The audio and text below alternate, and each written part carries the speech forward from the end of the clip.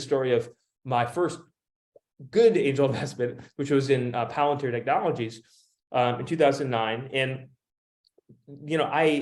I didn't really know what they were doing. I mean, this was in 2009, and honestly, Palantir couldn't even really explain what they were doing very clearly. But it was definitely a big data company before that was even a term.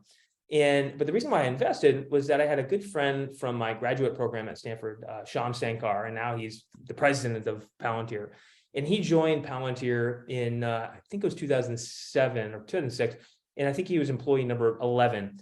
And when he joined, he just was raving about how amazing the people at Palantir were. They were so smart. They're just so ambitious. And now Shyam was like the smartest guy I had ever met. So this is kind of like, you played basketball with LeBron James, and LeBron James is saying, these basketball players are so good.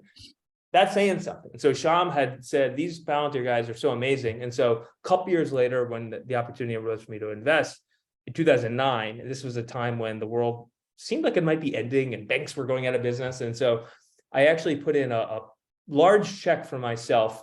But I just figured these guys were like the smartest people on the planet. And it was actually a pretty safe place to park some money.